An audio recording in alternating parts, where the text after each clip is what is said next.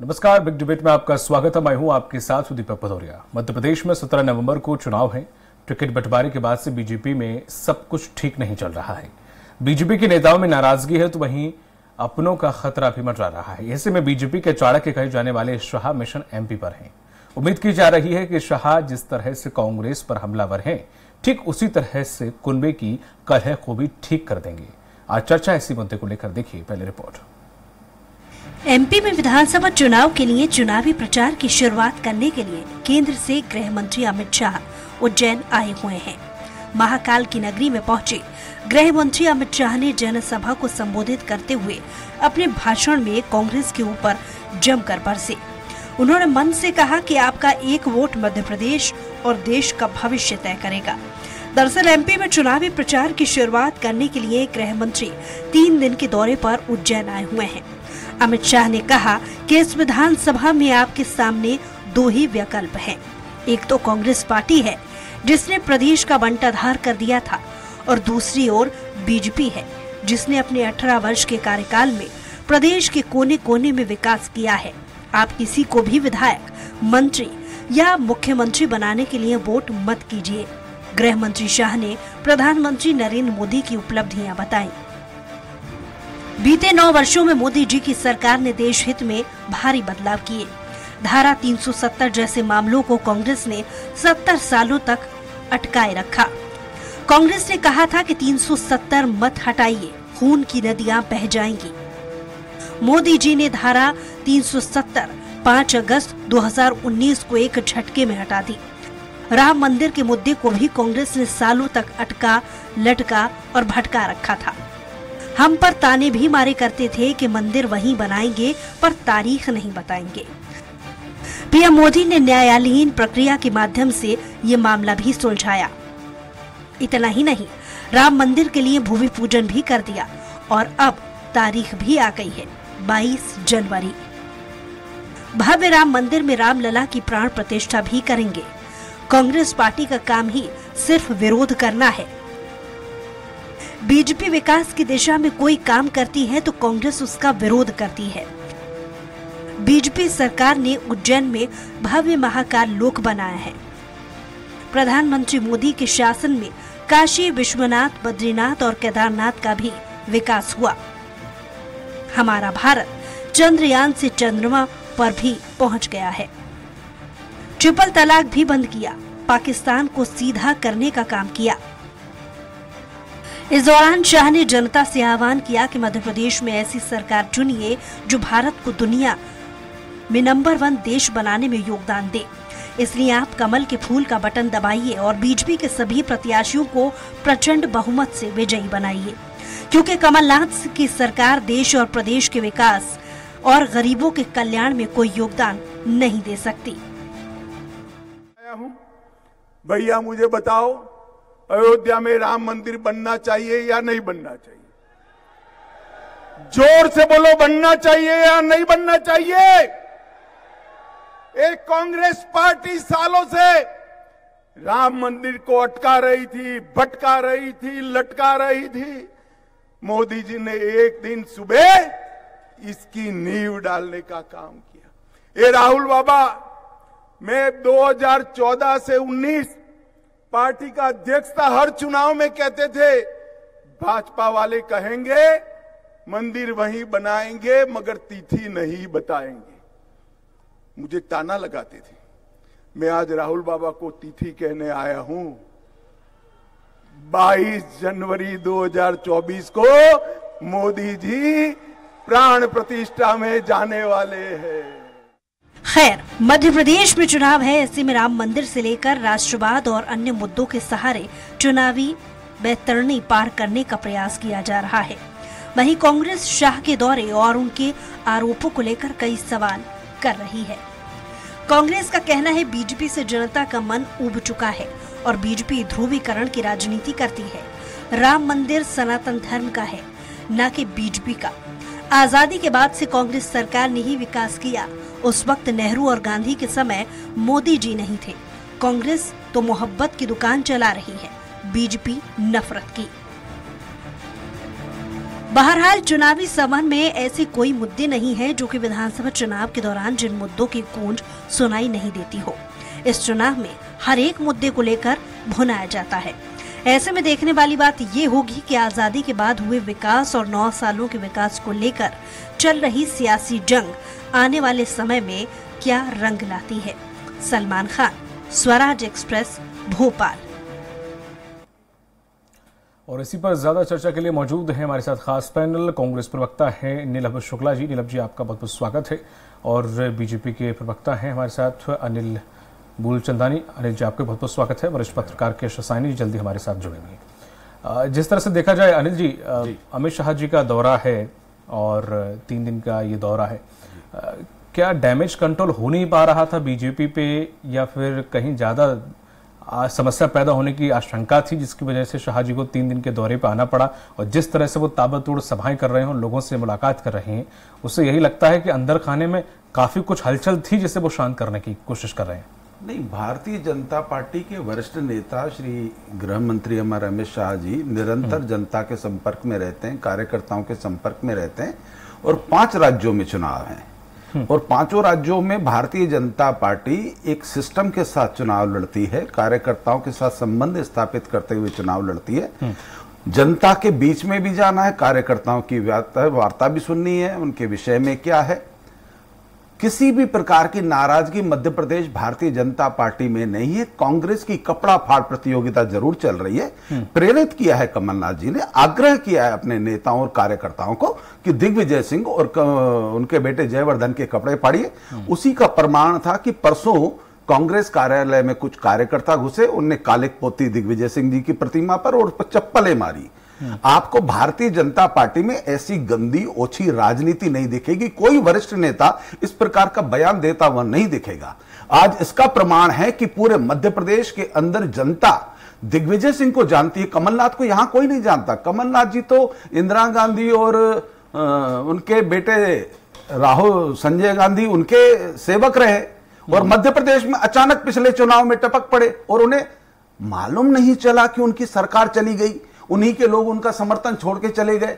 और उन नेताओं का कहना था कि हम जब उनके पास किसी विकास की नीति को लेकर जाते हैं, जनता की समस्या को लेकर जाते हैं, तो फिर वो चलो चलो चलो कर देते हैं और इसलिए हमने उनसे समर्थन वापस ले लिया। तो आज मध्य प्रदेश की जनता सोच रही कि ऐसे कमजोर मुख्यमंत्री को, जिस मुख्यमंत्री को यह नहीं मालूम चला कि अपना कौन है, पराया कौन है, मेरा घर टूट रहा है, मेरा परिवार टूट रहा है, मेरी पार्टी टूट रही है। कांग्रेस अपने आप में सोचे, भारतीय जनता पार्टी के वरिष्ठ नेता अमित शाह जी के नेतृत्व में, नड्डा जी के नेतृत्व में, शिवराज जी के नेतृत्व में भारतीय जनता पार्टी संगठित है और 135 से 145 सीटों के साथ मध्य प्रदेश में सरकार बना रही है। ठीक है शुक्ला जी, जिस तरह से अमित शाह जी का दौरा है, लगातार वो डैमेज कंट्रोल कर रहे हैं। जाहिर सी बात है, डैमेज है तभी कंट्रोल हो रहा है, तो इसका मतलब डैमेज तो है। लेकिन आपने जिस तरह से कुछ सीटों को संभालने की कोशिश की और लगभग संभाल लिया, लेकिन फिर भी कुछ सीटें अभी भी हैं। और वहां पर ऐसी कोई कवायद है या की जा रही है कि नहीं की जा रही है, अंदरूनी तौर पर की जा रही है कि आपको नहीं डर है कि उन सीटों से आपको कुछ बिगड़ने वाला नहीं है?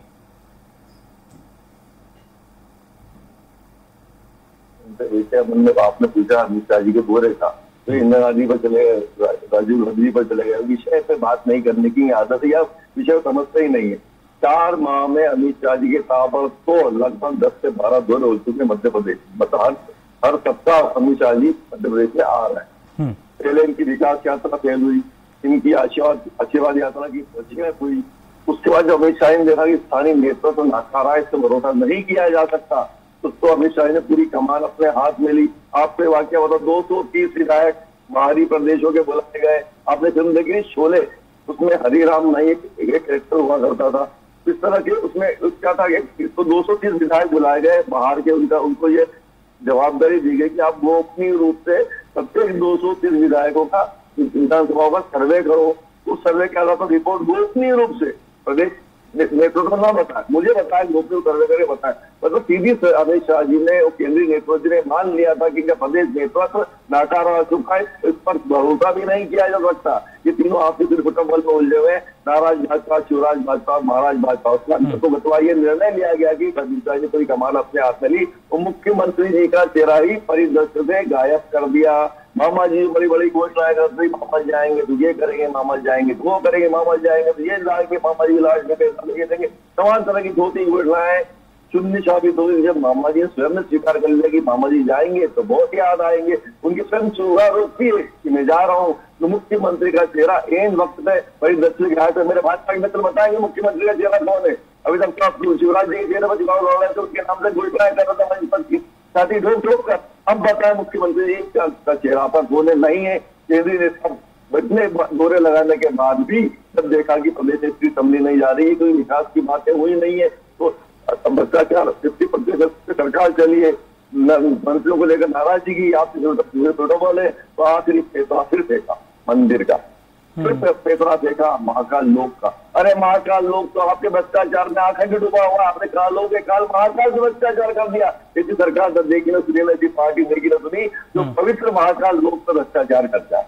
ठीक, उसके बाद आपने मंदिर का फैसला फिर कर दिया। अरे जनता आपके संगठन को बहुत अच्छे से जान रही कि आप ध्रुवीकरण के लिए खेल खेलते हैं, विकास के मुद्दे बात करने की न तो आपकी पार्टी आपकी आंदोलन आप करते हैं, आप सिर्फ ध्रुवीकरण करते हैं, भ्रम फैलाते हैं और वोट कमाते भगवान राम के नाम पर। अरे देखो ये दीवार में एक काम न करो, राम का नाम बदनाम न करो। राम को सनातन धर्म बहुत पुराना धर्म है, उसको अपने वोट के लिए छोटी राजनीति मत करो। बात करना तो विकास की बात करना, बात करना तो किसानों की बात करना, बात करो तो आदिवासियों की बात करना, बात करना तो महिला सुरक्षा की बात करो। करीब 4 महिलाओं का प्रदेश में बलात्कार हो रहा है, 4 महिला गाय हो रही, उससे बात करो। इनकी अंतिम रिपोर्ट 14 लाख महिलाएं देश में गायब है, सर्वाधिक पे उससे बात करो। कोई जनता छोड़ो, इस तरह की मत करो। जनता के मुद्दों बात करो, किसानों के मुद्दे, किसान आत्महत्या कर रहा है उस पर बात करो। ठीक, शुक्ला जी मैं आपके पास अभी लौटूंगा। आपकी आवाज भी थोड़ा साफ नहीं आ पा रही है, निवेदन है कि आप भी थोड़ा कर लीजिए। मैं अपनी टेक्नीशियन टीम से कहूंगा कि वो भी थोड़ा सा आवाज को थोड़ा सुधारे, क्योंकि आवाज इस पर दर्शकों तक नहीं पहुंच पा रही है। अनिल जी, जिस तरह से देखें कि शाह जी जिस तरह से लगातार बैठकें कर रहे हैं जबलपुर में, जिस तरह से वहां पर 1-2 सीटों पे जो मुखर हो रहे थे लोग बगावती तेवर, उन्होंने जिस तरह से उनको जो भी अंदर खाने में बात हुई है, लेकिन मैसेज मीडिया में यही है कि अच्छी खरी खोटी सुनाई है और अच्छे से उनको ये हिदायत दी गई है कि इस तरह से दोबारा नहीं, बल्कि पूरे जिस तरह से मीडिया के सामने उन्होंने बुलाया, मीडिया से यही खबर, एक संदेश पहुंचाया पूरे ऑल ओवर प्रदेश में कि जो बगावती तेवर अपना रहे हैं उनके लिए ठीक नहीं है, वो अपने स्तर पे इस चीज को लेकर साइड हो जाएं या फिर पार्टी से समझौता कर लें, जो भी वो करना चाहें। तो अब क्या ये कहा जा सकता है कि शाह जी की इस तरह की स्ट्रैटेजी से वाकई जो बगावती तेवर है वो कम हो जाएंगे? मैं सबसे पहले मेरे कांग्रेस के मित्र साथी से पूछना चाहता हूं कि इनको अमित शाह जी से इतना डर क्यों लगता है, ऐसा भय क्यों है, उनके दौरे से आपको दिक्कत क्या है? अरे प्रियंका वाड्रा जी मध्य प्रदेश में आई, हमें थोड़ी दिक्कत थी, जो अपने विचार रखने आए। अगर नेता यह भी काम नहीं करे, वरिष्ठ नेता इतना भी काम नहीं करे तो क्या करे? परंतु कांग्रेस को मालूम है कि उनका सुपड़ा साफ होने वाला है, इसलिए इतनी घबराहट, इतनी थरथराहट, और खास तौर पे कांग्रेस के नेता स्वीकार कर रहे हैं। शायद निर्भय शुक्ला जी ठीक है सार्वजनिक मंच से स्वीकार नहीं करेंगे, परंतु कांग्रेस के हर नेता को मालूम है कि जो कांग्रेस के नेता कमलनाथ जी ने बयान दिया, क्या बयान दिया, जाकर नेताओं के कपड़े फाड़िए, उस कपड़े फाड़ के बाद कांग्रेस मध्य प्रदेश में खत्म हो चुकी है। ये अभी किसानों की बात करते हैं, कौन से किसान? वो किसान जिन्हें पिछली बार आपने धोखा दिया। आपका राष्ट्रीय नेता राहुल गांधी आया, 1, 2, 3, 4, 5, 10 दिन में मुख्यमंत्री बदल दूंगा। इतना अपमानित होने के बाद मध्य प्रदेश के किसान से आप उम्मीद करते हैं, जिस किसान को भारतीय जनता पार्टी ने सम्मान दिया?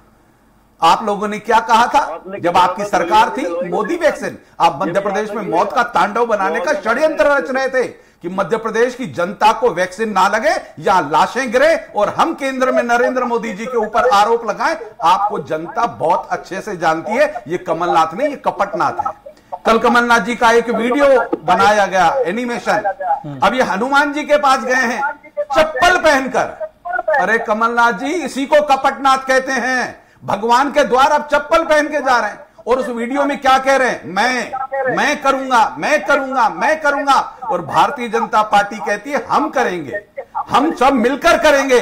कमलनाथ जी को अभिमान और घमंड भरा हुआ है, वो चलो चलो का कीड़ा अभी तक शांत नहीं हुआ है। जो पिछली बार अपने नेताओं को चलो चलो चलो करते थे और उन नेताओं ने ही कमलनाथ जी को चलो चलो कर दिया। अभिमान और अहंकार इतना भरा है कमलनाथ जी में, उन्हें लगता है कि संजय गांधी आ जाएंगे आत्मा बनकर, इंदिरा गांधी आ जाएगी, उनकी आत्मा आ जाएगी। मध्य प्रदेश की जनता कमलनाथ जी की जड़ें खत्म करेगी। और जिस प्रकार से दिग्विजय सिंह का अपमान किया है, उनके पुत्र का अपमान किया है, ये कांग्रेस का अपमान है और मध्य प्रदेश की जनता देख रही है कि ये आज तक सुधरे नहीं है, ये फिर लड़ेंगे, फिर टूटेंगे और मध्य प्रदेश के ऊपर करोड़ों रुपए का कर्ज कहीं उपचुनाव का फिर से ना आ जाए। इन झगड़ालुओं को दूर करो, भारतीय जनता पार्टी को ही वोट दो और भारतीय जनता पार्टी की सरकार बनाओ। इनको 5 साल और वनवास दो ताकि इनकी बुद्धि सद्बुद्धि में बदले, क्योंकि कांग्रेस कपट कर रही है। हनुमान जी के पास कमलनाथ जी जूते चप्पल पहन के जा रहे हैं। अरे कितना भगवान का अपमान करोगे।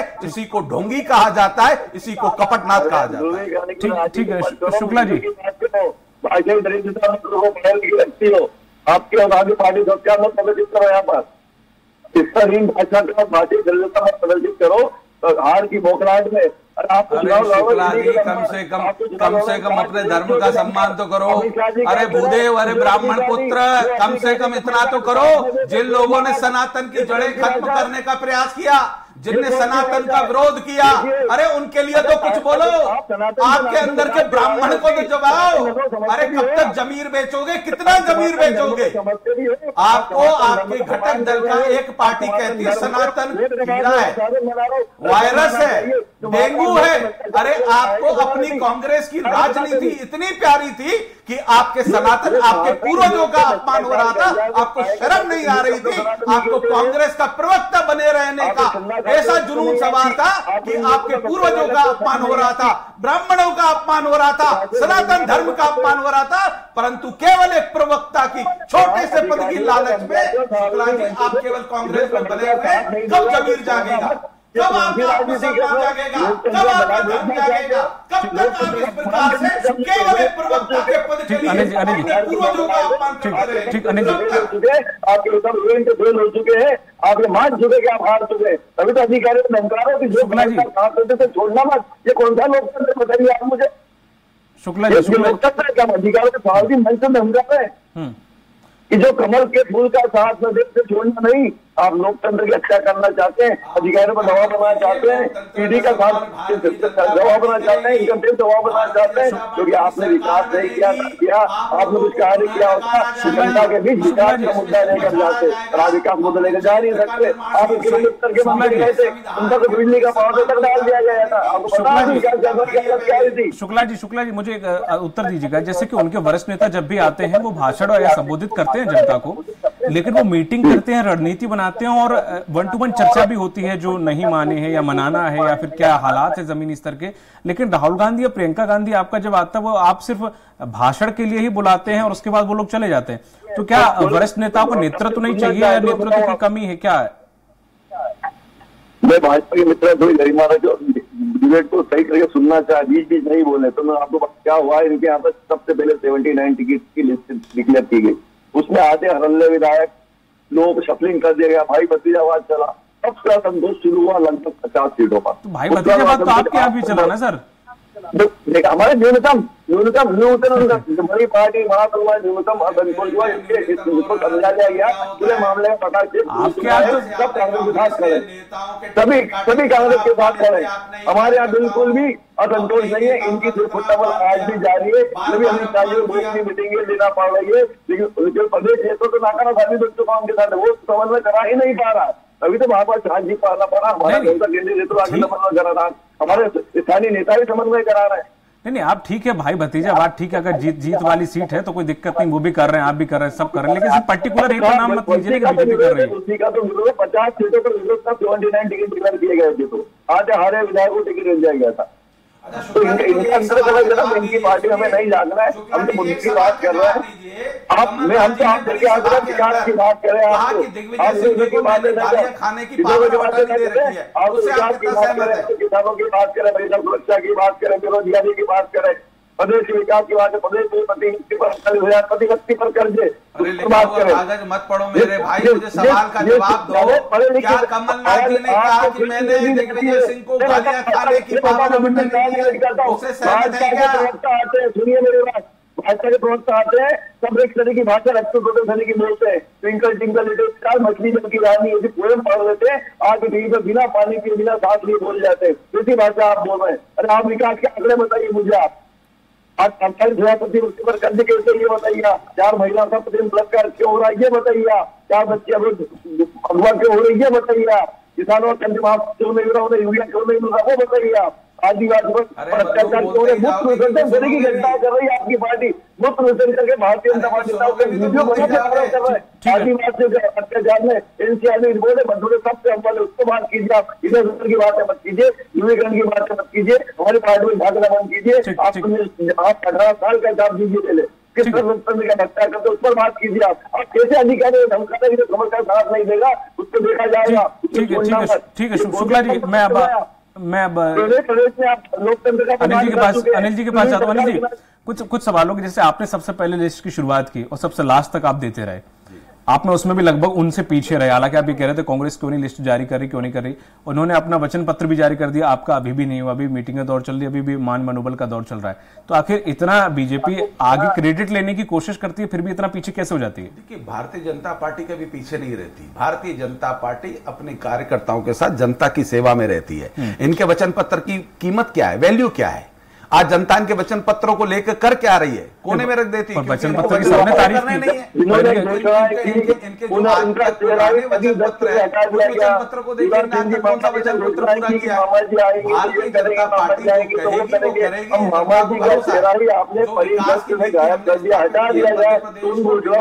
वो करेगी। कांग्रेस के दिग्विजय सिंह जी ने क्या स्थिति थी मध्य प्रदेश की? आज भी मध्य प्रदेश के अंदर कई बुजुर्ग ऐसे हैं जो अपने बच्चों को, अपने पोतों को बताते हैं कि दिग्विजय सिंह नाम का एक मुख्यमंत्री हुआ करता था, जिसके कारण मेरी कमर टूट गई थी, खड्डे इतने थे, सड़क कब आती थी मालूम नहीं चलता था, बिजली नहीं होती थी। इस बीमारू प्रदेश बना दिया था, उसे स्वस्थ प्रदेश बनाने का हमने काम किया है। और भारतीय जनता पार्टी को उनके किए गए, हमारे किए गए कामों के आधार पर वोट मिलते हैं। हम वचन पत्र नहीं, हम अपने आप में एक उदाहरण है। नरेंद्र मोदी और शिवराज जी के नेतृत्व को जनता ने देखा है। आज ये कहते हैं कि हम बहनों को 1500 रुपए देंगे, अरे हम तो दे रहे हैं। कौन भरोसा करेगा इन पर जिन्होंने किसानों को धोखा दिया? कौन भरोसा करेगा जो चलो चलो की राजनीति करते हैं? ऐसे मुख्यमंत्री को कौन कहेगा? मुख्यमंत्री अपने वरिष्ठ नेताओं के कपड़े फाड़ने के लिए, आप देखिए, करवाना चाहते थे। मुख्यमंत्री ने सदन स्वीकार किया कि 27 लाख किसानों का कर्ज माफ हुआ। आप जरूर ध्यान प्राप्त करके अपनी पार्टी के नेताओं से वरिष्ठ से पूछ कर आइए। अनिल जी बोलने दीजिए। एजेंट के रूप में जानी जाती है,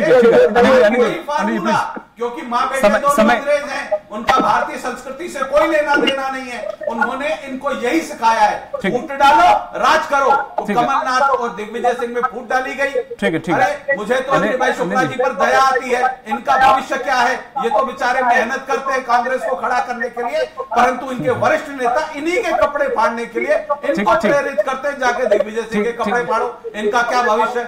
ठीक है अनिल जी बहता है उनके भविष्य को नकारने के लिए अपने दोनों बेटों को और दिग्विजय सिंह चाहते हैं कि जयवर्धन स्थापित हो जाए। कौन शुक्ला जी को स्थापित करने की बात करता है? कांग्रेस में ऐसा कोई वरिष्ठ नेता जो कभी कहे कि नीलम शुक्ला को स्थापित करने का काम करना है? निलम शुक्ला को कोई नहीं पूछता। थोड़े दिन के प्रवक्ता, उसके बाद हटा दिए जाएंगे। परंतु कमलनाथ को और दिग्विजय सिंह को अपने बच्चों को स्थापित करने की चिंता है। इन कांग्रेस के नेताओं की कोई भविष्य नहीं है। इन्हें मालूम है थोड़े दिन का प्रवक्ता हूं, थोड़े दिन मंच पे जाने का मौका मिलेगा, उसके बाद कौन पूछेगा? मध्य प्रदेश में कांग्रेस खत्म हो चुकी है, कांग्रेस का नाश हो चुका है। ठीक है कुछ चंद सेकंड बचे हैं जी। शुक्ला जी आप अपनी बात रखिए।